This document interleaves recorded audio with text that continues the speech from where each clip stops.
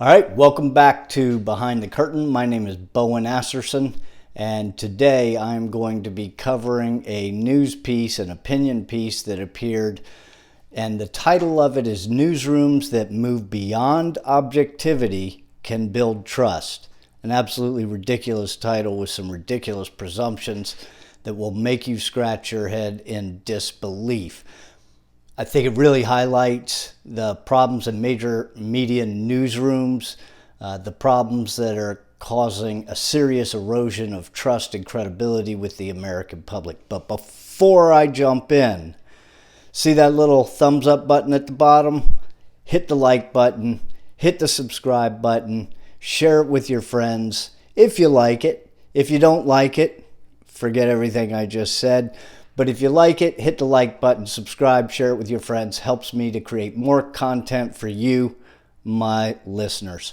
So this article is by Leonard Downey Jr., who apparently, as I did a little research on him, is at this point a very elderly man. Looks like he's in his 80s.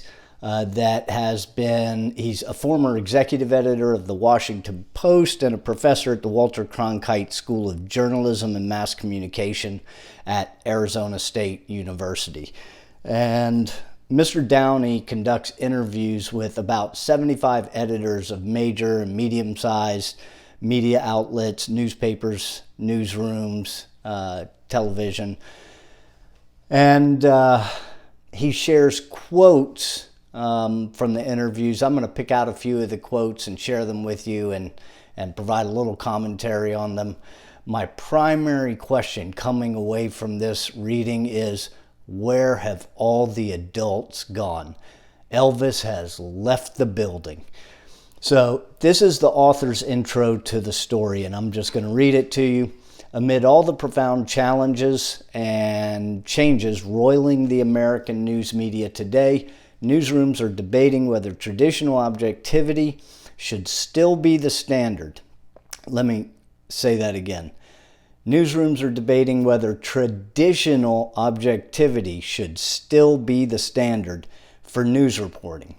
Objectivity, he states, is defined by most dictionaries as expressing or using facts without distortion by personal beliefs, bias, feelings, or prejudice, and journalistic objectivity has traditionally been seen to represent the exact same thing.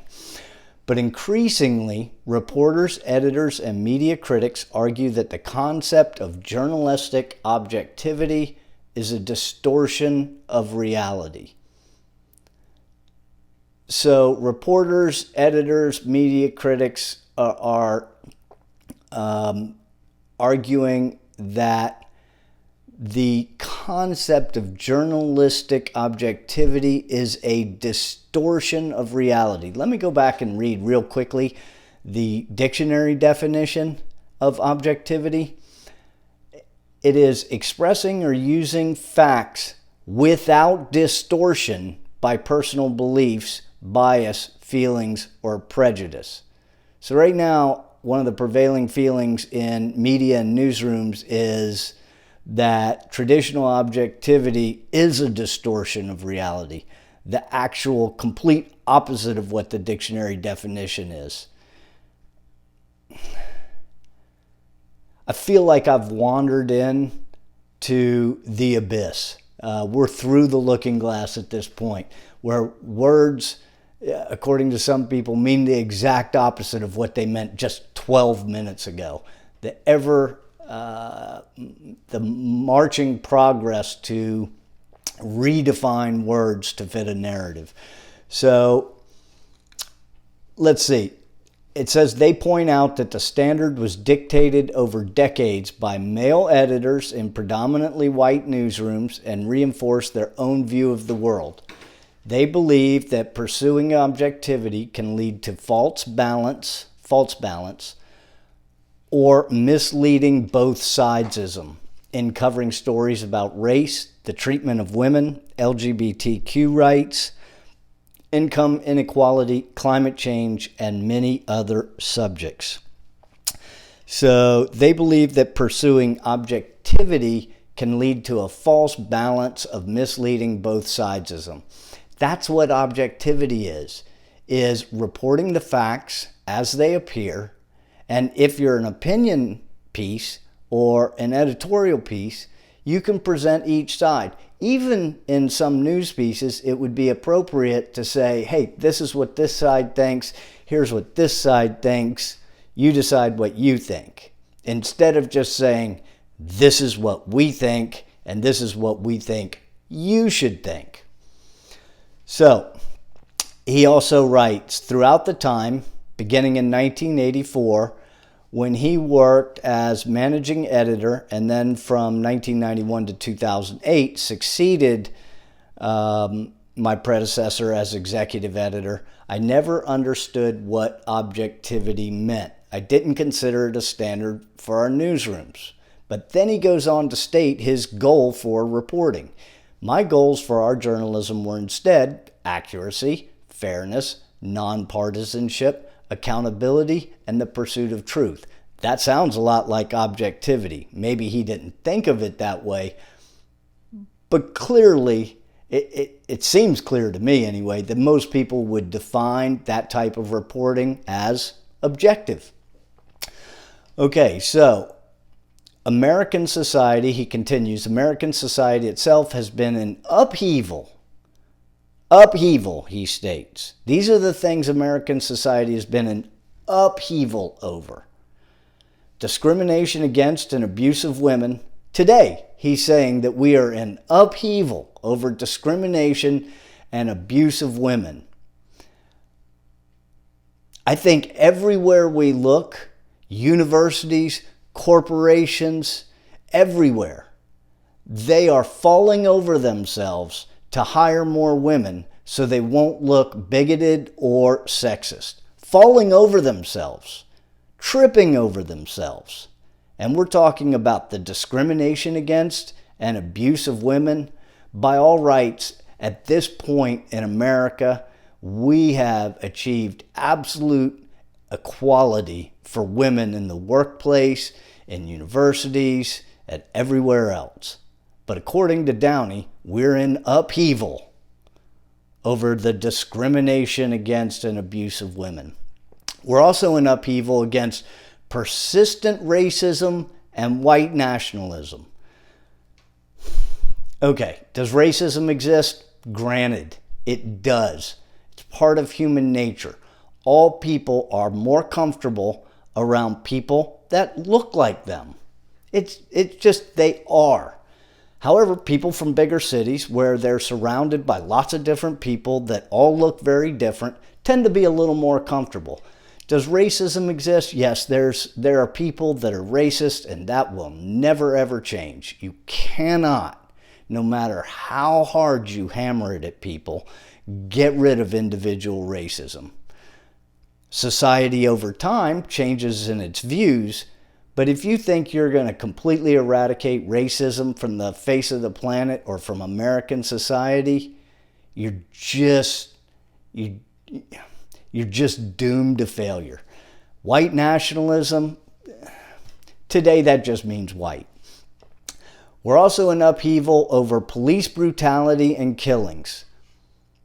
Okay, so police kill about 1,000 people a year in the line of duty, almost all of which are justified killings, according to the FBI database and the Washington Post database.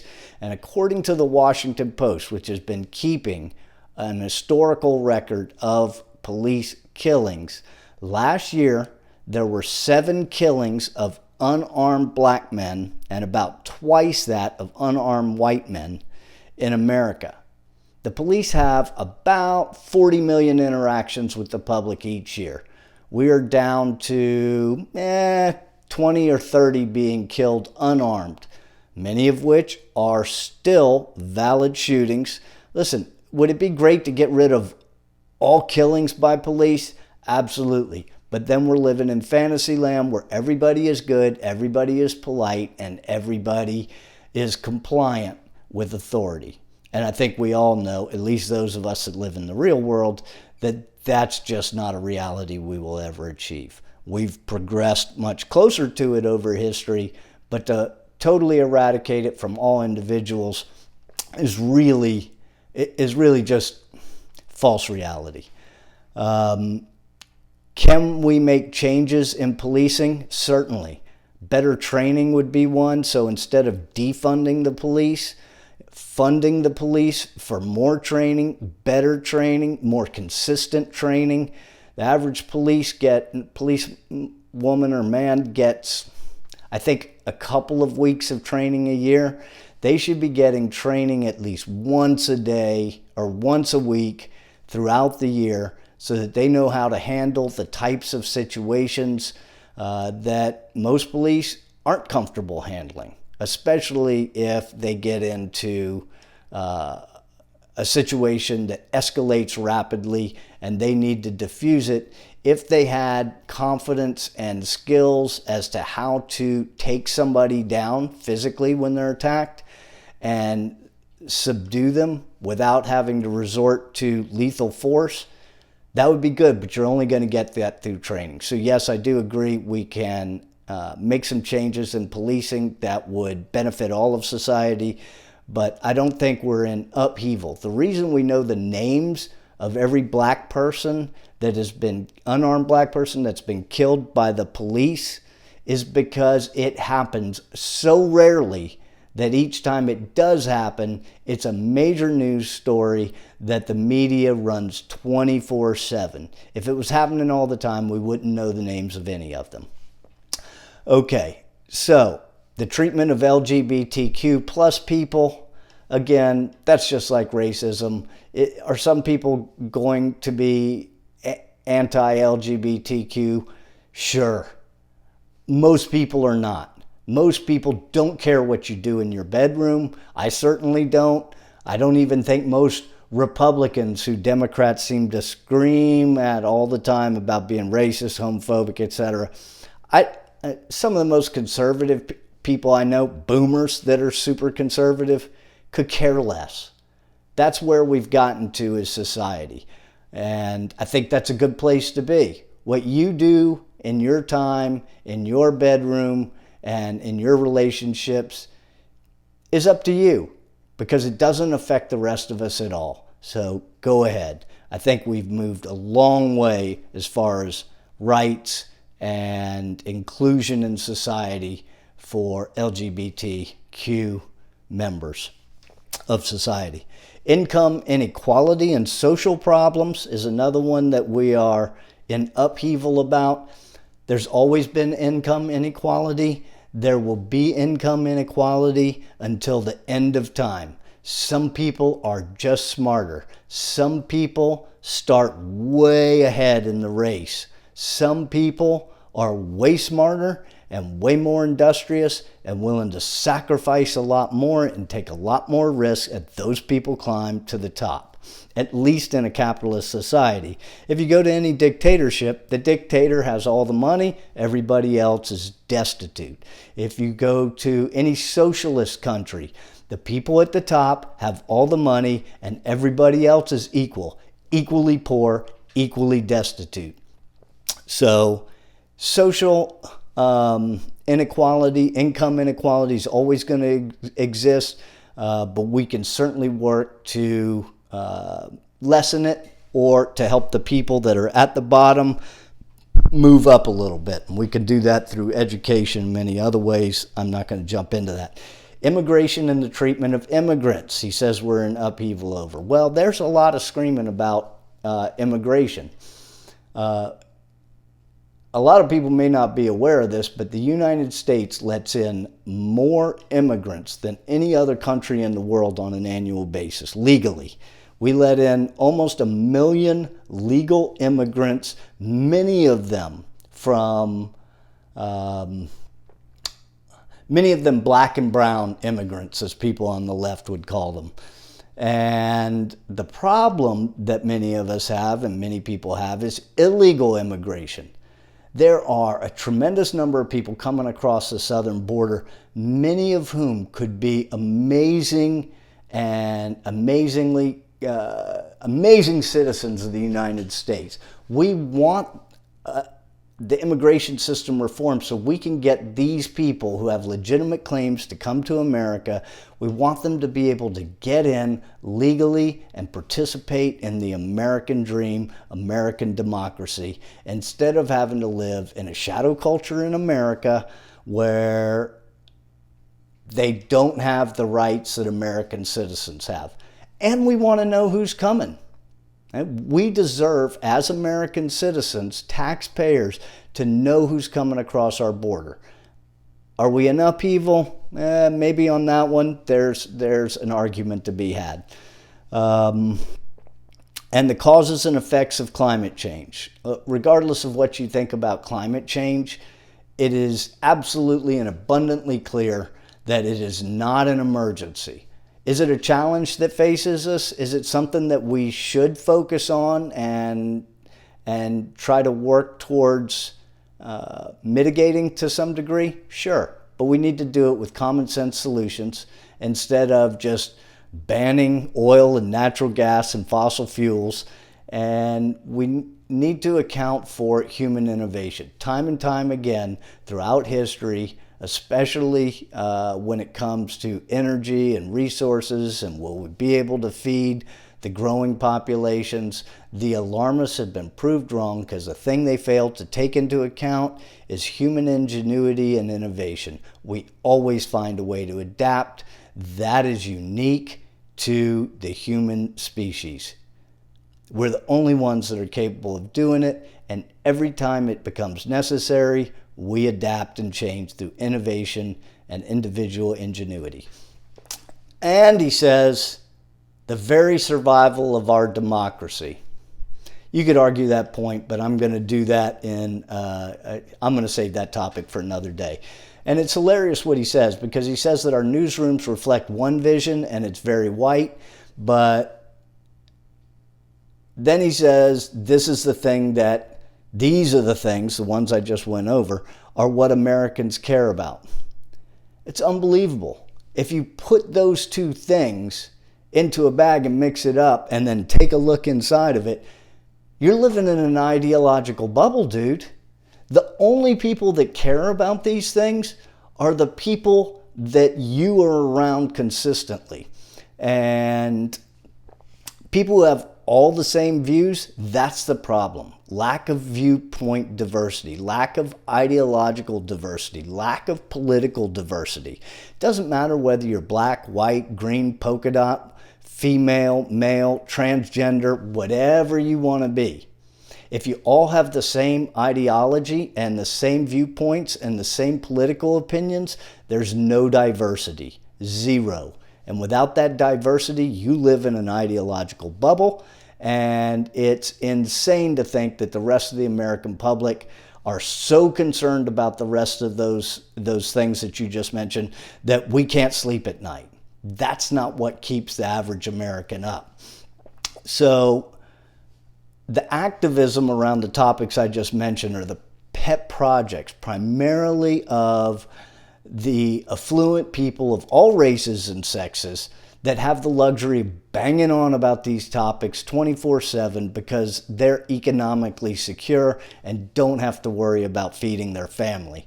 These are people from media, universities, idealistic college kids who don't know anything, and as most young people are, and as I was when I was young, more idealistic and think they can change the world. Many of whom can, but not by shouting slogans and tweeting out slogans that make you sound good but don't require any work or effort.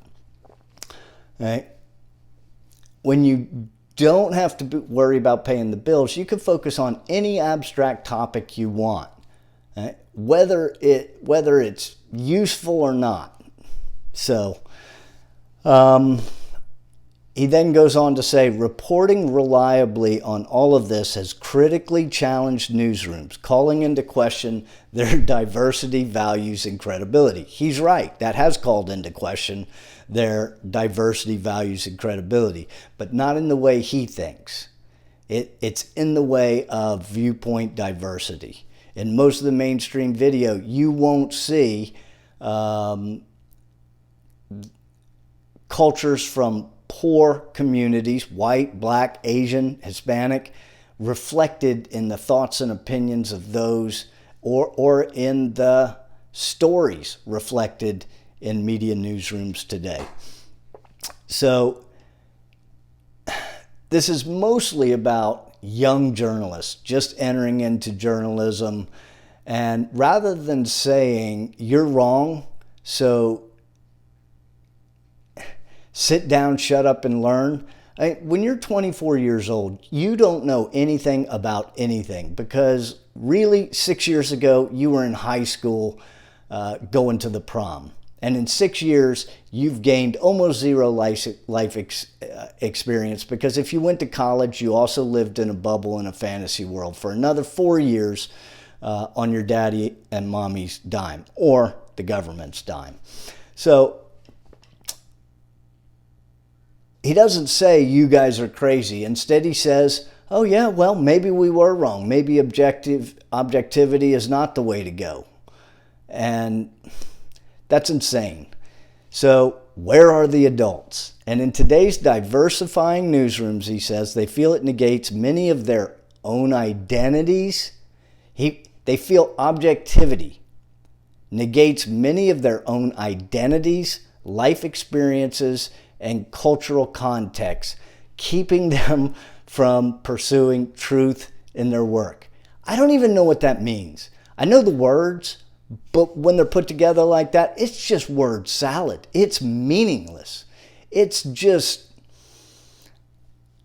a catchphrase and has no actual meaning. Pursuing their truth? This is what we want as consumers of media.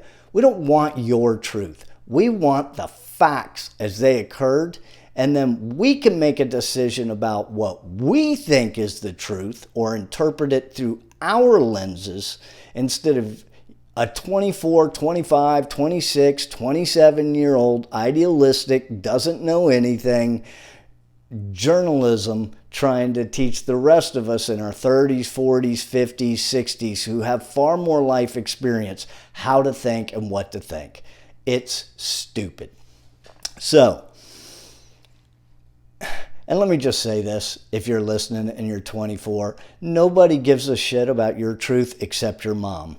That's true for almost all of us, regardless of circumstances. So, he goes on to say, more and more journalists of color and younger white reporters, as I mentioned, most of these people are young, including LGBTQ plus people, in increasingly diverse newsrooms, and he means diversity of color, sex, gender, whatever, believe the concept of objectivity has prevented truly accurate reporting informed by their own backgrounds, experiences, and points of view. It may be worth noting that all communities, minority communities, or select communities, let's call it the black community, the Hispanic community, the transgender community, the gay community, whatever it is, the straight white male community, whatever community you are talking about, whatever little grouping you want to put a group of people into, they don't all think the same. Just because you're black doesn't mean, just because you know what one black person thinks, you do not then know what every person with his skin color thinks. That's ludicrous. Yet you hear it all the time, especially from the left side of the aisle. We will hear if a black person, say, who's more conservative, states a more conservative view, they will call that person a race traitor. They will call them a bootlicker. They will call them a self-hating black man, or the black face of white supremacy. That's ugly. That's uncalled for. And it shows that they don't want diversity of color or diversity of thought. What they want, they have ideological rigidity, and if you step out of the lines, you are no longer part of that group, because that group must think this way. If you're trans, you must believe in the fact that men can actually be biological women, which is absurd. If you are trans and you say, well, yeah, I like to present as a woman, but I'm not actually a woman, they will castigate you and toss you out of the trans activist community. So they don't want diversity of thought. What they want is you to toe the line and stay in the little box that they put you in and think what they tell you to think and do what they tell you to do. We don't need that from our news. We need facts. If you want to do that in editorials or opinion pieces, go ahead. But keep it out of the hard news. So he goes on to say, there's some confusion about the value, or actually this is a quote from Sally Busby, the current Washington Post executive editor. She says there is some confusion about the value of good reporting versus point of view. She noted that many journalists want to make a difference on such issues as climate change, immigration, and education. We stress the value of reporting, she said, what you were able to dig up, so you, the reader, can make up your own mind. Although, as I just mentioned, that's not what they're doing. They're telling us what our minds should be thinking. So, listen, if you want to make a difference, go get a different job. This is journalism. Your purpose of journalism is to inform, to discover the facts, investigate and inform the public so that they can make a decision and form their own opinions. This is not activism. If you want to make a difference, get out of journalism. Go be an activist. Go join a cause. Go join Greenpeace. Go join PETA. Go join some climate activist group. That's fine. That's where that belongs. And that's okay. But reporting the news is not activism. It's journalism. And journalism isn't to make a difference in the world. It's to report on the world as it is, not as you think it ought to be. Well, how can I make a difference? These young people say.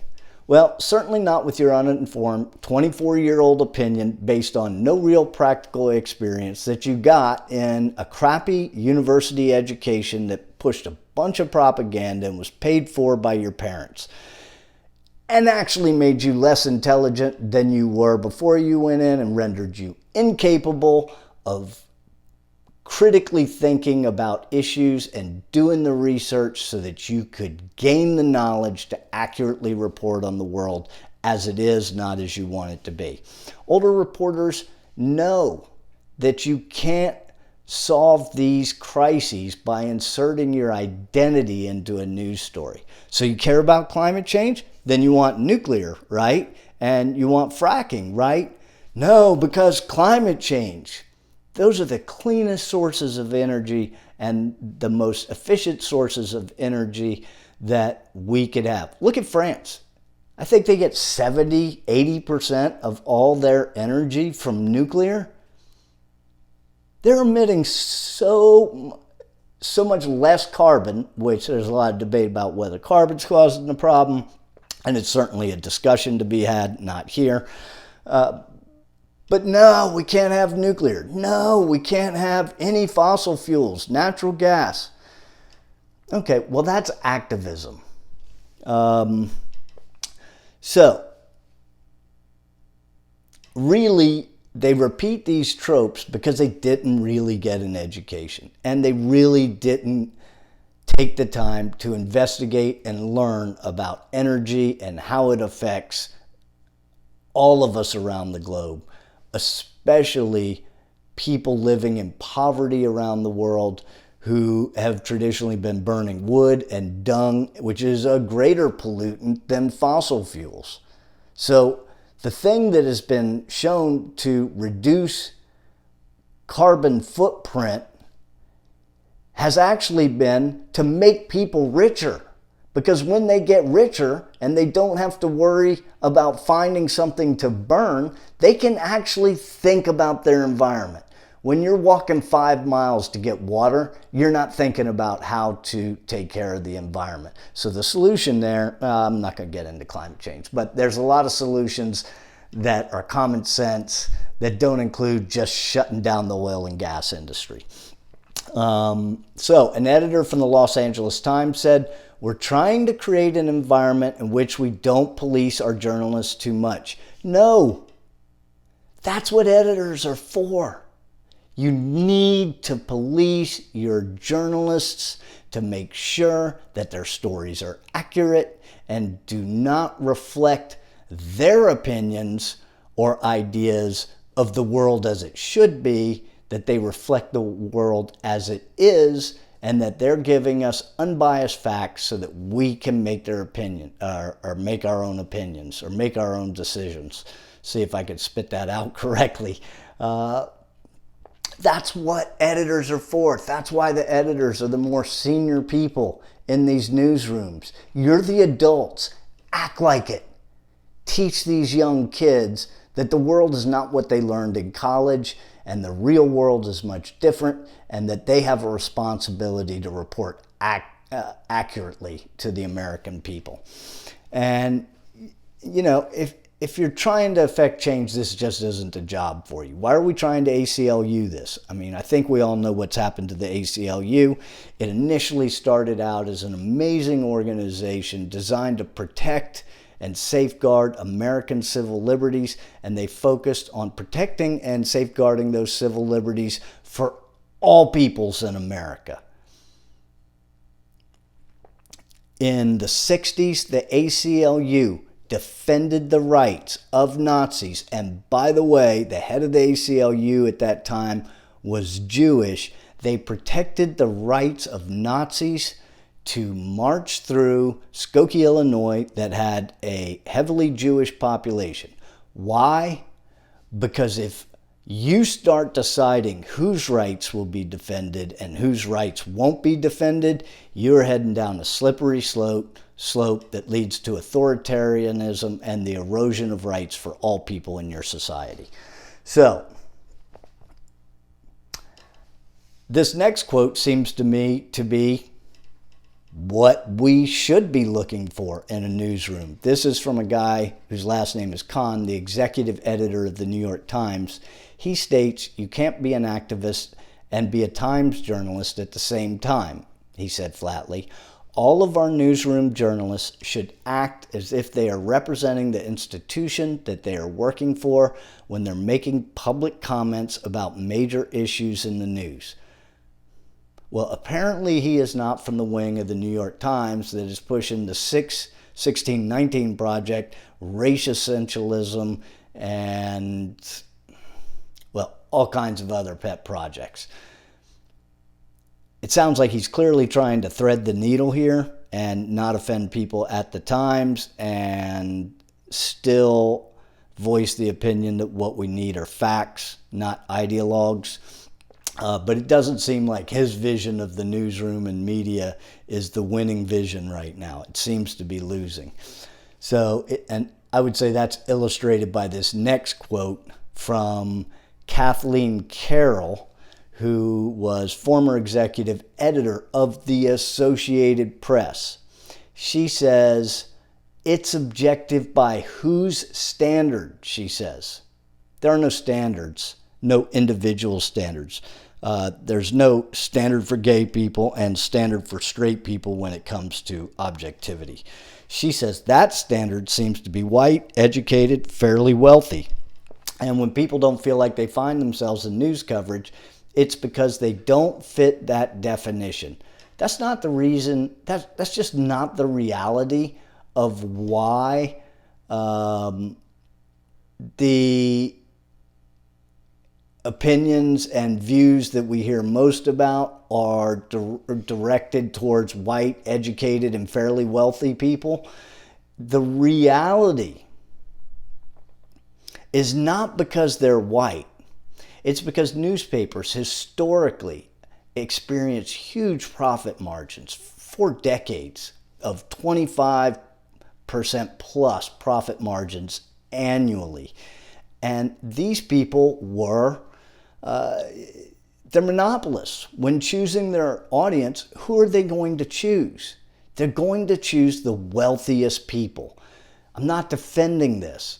A lot of communities are historically undercovered in journalism, but that's because the business side and the journalistic side colluded in trying to get prestige. They want to get prestigious, and the way you get prestigious is by catering to the most prestigious people in society. They do this, they think, by doing a 6-part series 10 years after the fact on the effects of policing on crime in the black community, rather than just every day reporting about actual crime and how it's being handled. And why don't they cover crime in poor neighborhoods? Because these journalists don't live in poor neighborhoods. Most have never been to a poor, crime-ridden neighborhood. Their advertisers don't advertise or have customers in poor, crime-ridden neighborhoods. So there's zero incentive to cover socioeconomically disadvantaged communities at all. It's not because people are white, it's because they tend to be more affluent, richer, and the elite that they want to cater to, so that these journalists can have the fame and the prestige that they would like to have. So, fortunately, social media has actually been allowing voices from communities lower on the socioeconomic ladder to get their voices out, to be heard, and that's a positive thing. And the mainstream media and news organizations are missing the opportunity to provide these voices as well. It's just not a problem of objectivity. For Christ's sake, you should know this if you're working in the news business. You should not let your ideology so infect you that you can't see that objectivity is not the problem. So when you're talking, and I'm not talking about opinion pieces. If you're doing an opinion piece or an editorial, be subjective. That's the point. But not hard news. Hard news, you need to be objective.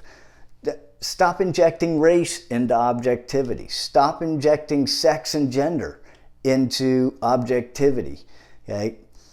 It's not a race thing, it's a rich thing, because that's who they cater to. Just try to tell both sides of the story without putting your thumb on the scale. So to wrap this up, I'd like to say, stop trying to shoehorn a narrative into your preformed conclusions about how people should be, or the way people should be, or what are the forces acting upon the actors in a news story. It's just a shortcut. You don't want to do the real work of investigative journalism. So you just take the lazy route of spouting some catchphrase, spouting some narrative, banging on about what everybody else in your newsroom banging on about that nobody else cares about, because you're too lazy to go out and do the work. It's just easier to take an ideology and fit that into whatever news story you want. That way you don't have to do the work. Right? So it's not journalism. Okay? It's shit. Nobody wants to hear that. People want to hear the actual news. So it's always seemed clear to me that allowing journalists and news people to express opinions in hard news piece on controversial social and political issues erodes the perception of their reliability and credibility in the eyes of the American public. If they want to increase their acceptance or their credibility with the American citizens, they need to practice more objectivity and leave the subjectivity to the late night pundits and the op-ed pieces. So that's all I have to say on that. Next thing I'm going to cover on my next video will be a 4-part series from the Columbia Journalism Review that absolutely demolishes the mainstream media coverage, which we all know was absolutely crap, of the debunked Trump-Russia collusion narrative, where the media abandoned all historical standards for objective reporting. They just threw them out the window. Trump is so bad that we have to change everything about reporting. Anything we have to do to get him out, let's get him out, and then we'll return to traditional standards of actual investigative journalism, where we actually provide facts, not hearsay. And it's an incredible 4-part series. And he really breaks it down for you. And so that'll be the next thing I cover. Hit the like button, subscribe, share it with your friends, and thanks again for watching Behind the Curtain. Have a great day.